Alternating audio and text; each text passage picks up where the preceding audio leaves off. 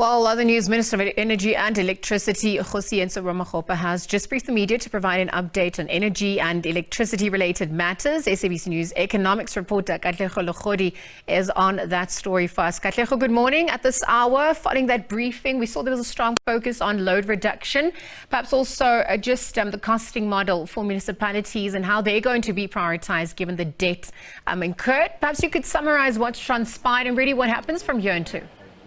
A very good morning to you, Liesl, and to our viewers at home. You're right, the Minister just focusing his briefing today on giving us just a sense of where we find ourselves as consumers, but also a sense of what municipalities have been going through over time. Also, what Eskom has been going through as we see him working around a balancing act to ensure that there is electricity access and energy security here at home. So, this form part of his weekly briefings that he gives us a sense of where we are. We hear him just telling us and giving us a sense of the power station by power station, some of those power stations saying that they have been doing well in helping us to keep the lights on. You can imagine that as we speak right now, Liesl, we're at 135, day 135, if I'm not mistaken, of no load shedding. And the Minister is expecting this to be the case as we go forward. But he's worried here about the pricing, the cost of electricity, and just coming through to let us in on the work that government has been doing over time with SALGA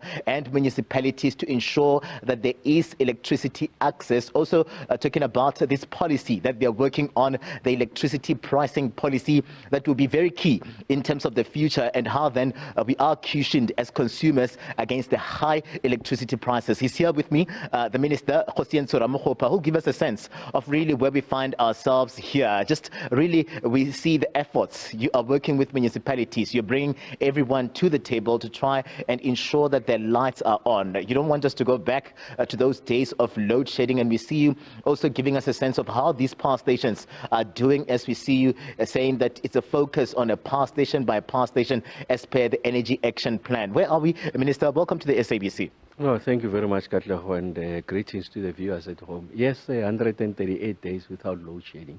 And we're seeing exceptional performance from stations that have previously been underperforming. So they've made tremendous strides in making sure that they improve their performance. Tutuka, Kendal and Kriel have done exceptionally well because we've placed the men and women of exceptional quality there. Mr. Bruce Moya at Tutuka, Tsepiso at Kendal, and Morongwe at Grills, and we're beginning to see the kind of results that we're seeing. You're absolutely correct. The next challenge that's confronting us is that of energy access, and access has got two components. The first one is that the energy must be available. There are households now, as I speak to you, they can't hear or watch this conversation because of a new phenomenon called load reduction. And that has to do with, if you like, downstream capacity constraints with regards to the infrastructure not being able to carry, if you like, the capacity that is required to provide for those communities there.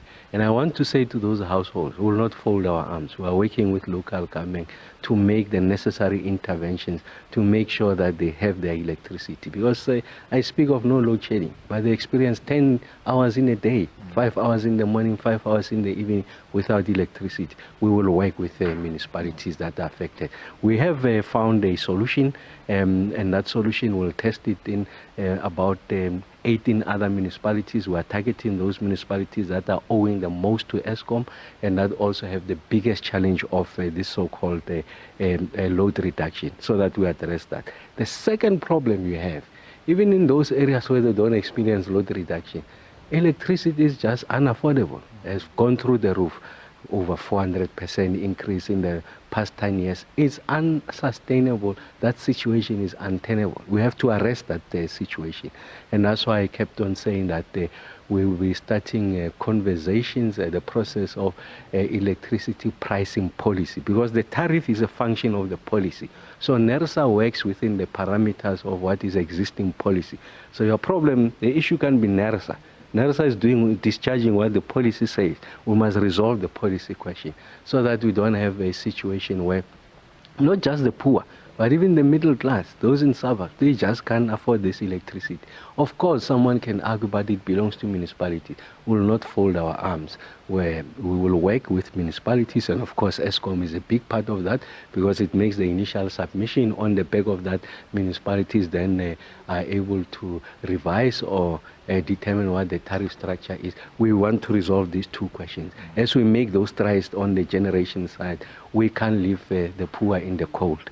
We can't leave the middle to high income earners again in the cold and assume that they can afford it. They can't afford it. So we'll cushion the poor. There are instruments that are available from a grant perspective to make sure that they get this free basic electricity. Ensure that the price is cost reflective for everyone, and deal with the illegal connections. Those who just choose not to pay, those who are delinquent, who are at odds with the law, who just choose to do as they wish. We will support municipalities in doing that. But these categories of the poor, neglected and marginalized, will accommodate them. We know that one of the shortcomings, there's about 10 million households that qualify for indigent free basic electricity. Of that 10 million, only 2 million are getting that benefit. And yet the money is going to ESCOM, the money is going to municipalities. We will work with local government. I have to mention that the President Stofile, the president of SALGA, together with the executive team of councillors that are in the leadership of SALGA, they are on board. We are going to work together to resolve this question. I want to say to households, we know your problems. We are going to resolve it in the same manner, agency and enthusiasm that we have dealt with load shedding. Energy and Electricity Minister, Dr. Kgosientsho Ramokgopa, thank you very much, sir, for your time. He's coming through, just giving us that update here, just saying that you have to pay. He's supporting also municipalities that have been going after those that are owing them, saying that this is the only way to go. But looking at the end of August, we're looking at about 2,500 megawatts that he's saying they're looking at adding them to the grid. So all of this will remain really to be seen as we see all of these efforts by the Electricity Ministry.